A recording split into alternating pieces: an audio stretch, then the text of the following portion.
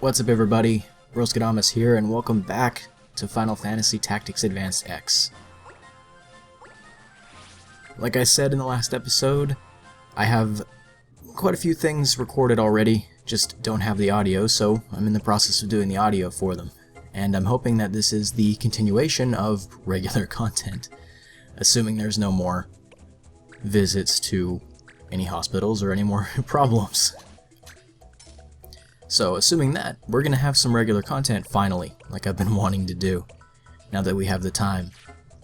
So, in this episode we're going to be doing another wanted mission. I don't actually know what I'm going to title this, as of recording, because it's literally the same name as my other wanted one. I had forgotten that they all have the same name for the bounty missions. So, I'll figure something out. So, like last episode, we had changed Marsh over to an archer, and talked a little bit about the classes I'm going to be working for. And we are looking at some of the items here, just in case I've missed some. I am looking more closely into the items for the Animist, trying to see if maybe there's something I missed, or something I should invest in. Right now, a little bit too pricey to purchase some of these things to unlock more abilities, but we'll see if, I believe it was immunity that we have for our new Mao Animist. I believe it was Edmund.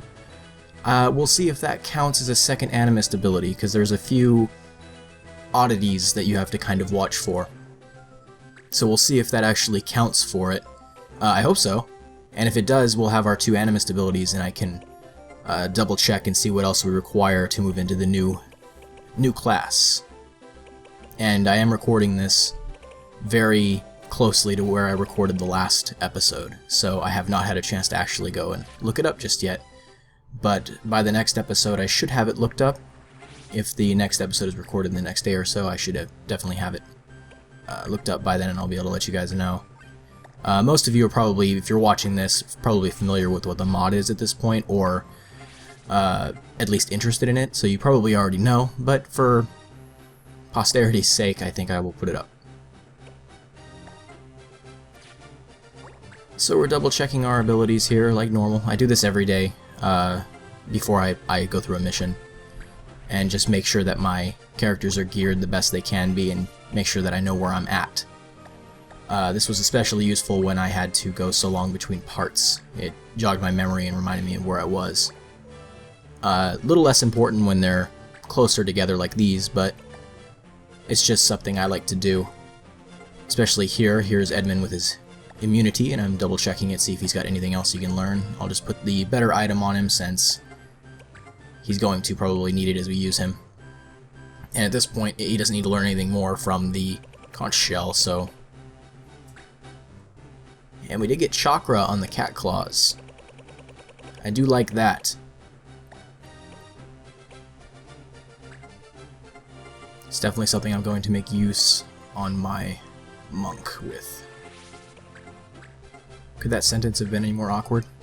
Make use of on my monk instead? Maybe that's a little bit better. Come on, English, you fucking speak it. You grew up speaking it. At least speak it correctly. And taking a look at our goddamn army of animists here. I still don't know what I'm going to do with them. I might make one a gunner. Haven't really played much with the gunners in the base game. Didn't really give them enough of a shot, to be honest. Again, that comes from, like I spoke about last episode, my kind of, I don't want to say disdain, I don't think that's the right word, but my reluctance to use ranged characters for whatever reason. I don't really have an option for that, but I've gotten into using ranged characters a lot more lately. I'm glad I have, too, because it's not just in this game that I've used ranged characters more. I've started using them more in the other games that I play. And it really does depend on the game. I'm sure everybody else has their own opinions of this as well. But I tend to lean toward melee, like I mentioned last episode, and tend to neglect some of the ranged classes, depending on what they are. But I'm a sucker for guns. So if I can have a game, say, like Guild Wars 2, played that for a while. I played the Guardian because I like to play paladin-ish support classes, mostly melee-oriented, or a battle mage, if you will.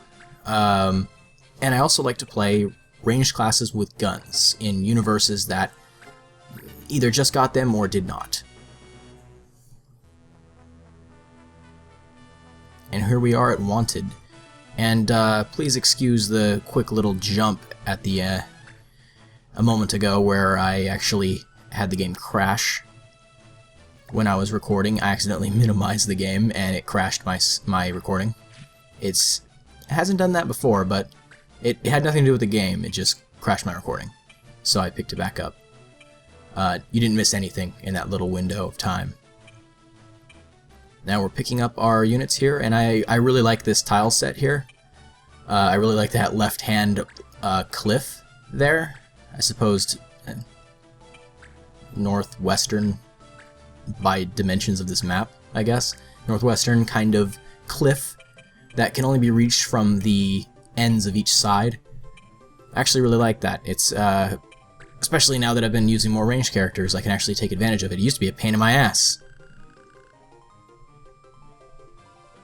So this guy's more worried about the food that he dined and dashed instead of the other crimes it listed, which I'm sure were much more important.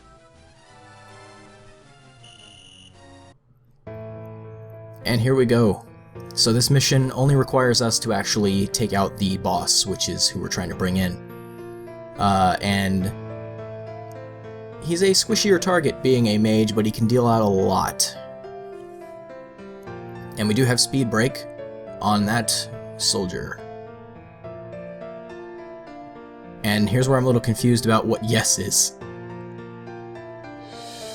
I believe it's a placeholder, or it's shortened to stand for something else. I actually don't know what it is, but I laughed about it when I saw it. I didn't know what it was. Still don't really know what it is, but it's kind of interesting. It's just I believe it's probably a placeholder to give him additional abilities. As I imagine that it's not necessarily the easiest to mod a game like this, as there's no official modding tools given, so you're probably using a lot of workarounds. And to start out, air render. Not a lot of damage. On our white mage, of all things as well. I'm happy about that. And it seems like the enemy here realizes that it's overextended its monk a bit. So it's attempting to defend it a little bit now. And I'll mirror that, except on more than one unit, of course. Now we can take advantage of that monk being far too overextended. We're going to slow him down, first thing. Now we can start dealing with him. Everybody else is not in a position to back him up efficiently. So instead, they choose to MP damage my archer. Questionable, but at the same time, you don't really want her to be able to run around and shoot everybody in the leg. And unfortunately, there doesn't seem to be anything that I can do here with Marsh other than have some poor chances to hit from the front on everyone. So instead, I decide it's probably just to get him into position more than anything else. You can worry about taking your pot shots later. And we do get really lucky and get a 48 critical from a less than advantageous position. Not a poor position, but pretty well. And we do have to go for a frontal attack here. And it lands also. Good solid hits. And we're going to attempt to finish the monk as effectively as possible. At this point, I found that Thundara was overkill, and I decided to go for the lighter hitting one. Overall, not really necessary in the grand scheme of things, but I was trying to think ahead. And this mod has done a pretty good job making me do so. Though I do enjoy doing that as it is. So, but we do take out the white monk and lose our warrior, Lucas, in the process, as he's a little low level still, if you recall from last episode. So he does take the hit, but we are in a position to revive him, whereas the enemy is not.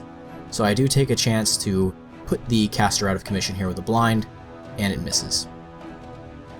Locking him down simply using aim leg still allows him to attack us with his ranged attacks. So, predictably, we will revive our warrior. He should have a turn before their black mage gets a chance to put him down again, and he does right away. And we're going to throw him right at the mage to slow him down. Excellent. And the judge isn't going to move anything in my way. Thank you. For a change.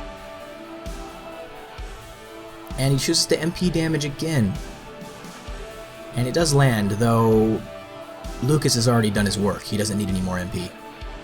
So we're going to make our way with our ranged characters here up the side of this cliff. And try to pin down the soldier in the process. Successfully.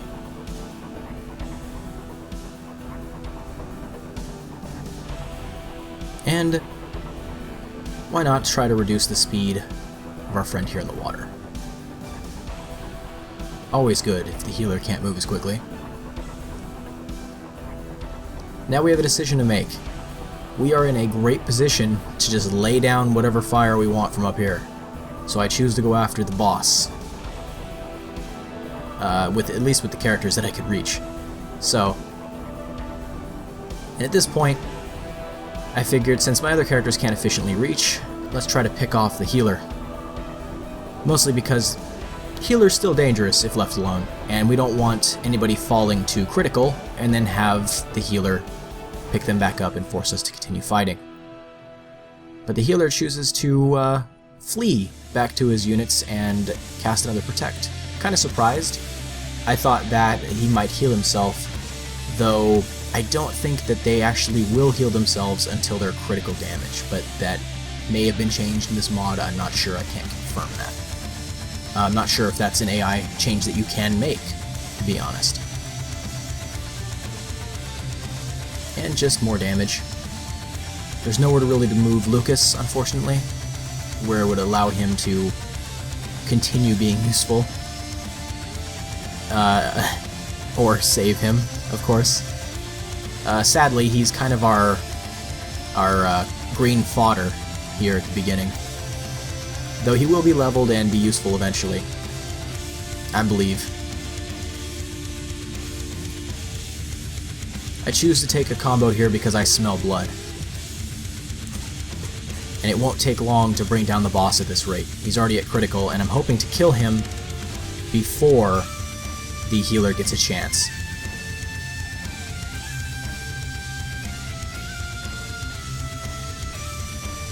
My attempts, obviously, are, well, a little rushed, maybe. But we don't get to land the break on our healer here. But in the end, it doesn't really matter. Now, in this case, I'm still a little worried that if the healer gets a chance to move here, that he's going to immediately run over to the black mage here and heal them. Both of himself and the black mage, which would be aggravating. But we are able to pick up Lucas. And Colette is so quick, she gets another turn. Carrying her weight now. And that does it for us. Another wanted bounty target brought in. Mission accomplished.